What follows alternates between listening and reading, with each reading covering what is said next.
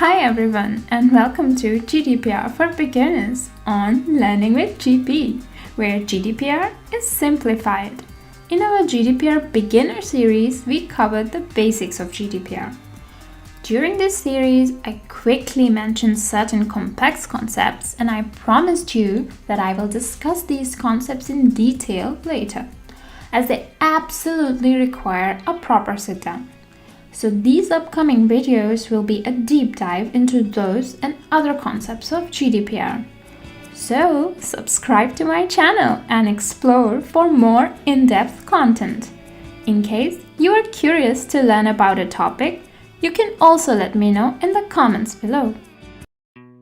Today we will take a closer look at the basis of lawfulness of processing, which will be part 2 of our Lawfulness of Processing mini-series. As a data subject and as a business owner, it's an absolutely important topic for you to understand, as you must be aware of what are the things companies can lawfully process and what not. And in the end, we will take a little quiz to test what you have learned in this video. Before we get into understanding the basis of lawfulness of processing, let's do a quick recap of lawfulness of processing. For details on it, you can check out our previous video on the topic. I will also put the link in the description below. So businesses must have a lawful basis in order to process personal data. There are 6 available lawful bases for processing. No single basis is better or more important than the others. Which basis is most appropriate to use will depend on company's purpose and relationship with the individual. So let's try to understand what exactly are these much talked about 6 bases of lawful processing. As we already discussed, the lawful bases for processing are set out in Article 6(1) A to F of GDPR. At least one of these must apply whenever you process personal data. The first one on this list is consent. This means that the individual has given clear consent for you to process their personal data for a specific purpose. Consent can be stated in the form presented to the data subject at the latest by the first communication. Let's take the example of our fictitious company buyme2.com. So when you visit their platform for the first time, the website must explicitly present the consent form to you for your approval before any type of personal data processing. This is an example screenshot of a consent form presented by a company on the first visit. Along with that, they must have a legitimate reason for processing the data. We have discussed more about the lawful purpose of processing in our first video on the topic. You should definitely check it out. I will also put the link to it in the description below. The next lawful basis is contract. This means that the processing is necessary for a contract you have with the individual, or because they have asked you to take specific steps before entering into a contract. Meaning that, as a company, you are providing some services to the data subject, and because of the nature of the service, the contractual obligation will not be able to carry it out if the personal data is not processed. For example, buyme2.com cannot ship the item to your home until you provide them your address and contact number. So in this way, it's necessary for buyme2.com to have that information. I hope that makes the definition of contract clearer. Then comes legal obligation. In this case, the processing is necessary for you to comply with the law. This does not include contractual obligations. So buyme2.com has its employees. In order to obtain Social Security cover, the law obliges buyme2.com to provide personal data, let's say salary of the employees, etc., to the relevant authority. The next one is vital interests. This means that the processing is necessary to protect someone's life. For example, if a hospital is treating a patient after a serious accident, then in this case, they do not need the person's consent to search for their identification in order to find their previous medical history or to contact the person's next of kin. Fifth in this list is public task.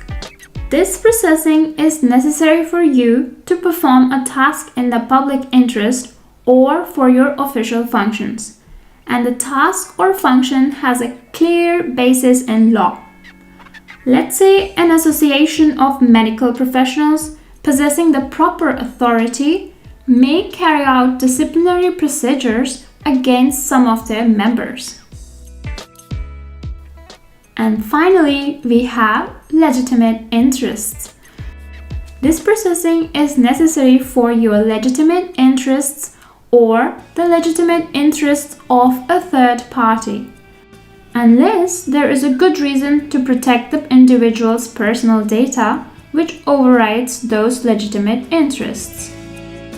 This cannot apply if you are a public authority processing data to perform your official tasks. To break it down, let's say buymetoo.com monitors the use of its employees' IT devices by restricting visits to certain websites for network security purposes. In this case, buymetoo.com may legitimately process personal data for this purpose only if the least intrusive method is chosen with respect to the privacy and data protection of the employees. This cannot be carried out in some member states of EU where national laws have stricter rules for processing in terms of employment. So companies must determine their lawful basis of processing before they begin processing, and they should document it. Now let's do a quick recap of all the 6 bases of lawful processing we have learned today. So the first was consent, then we had contract, legal obligation, vital interest, public task, and finally we had legitimate interest. With this, we are finally finished with our video on understanding the 6 bases of lawfulness of processing. And this brings us to quiz time. So let's put to test the knowledge we have gained from this video. In this section, you will be shown a couple of simple questions based on the topics that we have covered so far. The questions will have 4 alternatives and 1 correct alternative. Feel free to take your time or go back to the lesson and find the correct answer. You can write the answer in the comment section below. I will make sure to get to your answers.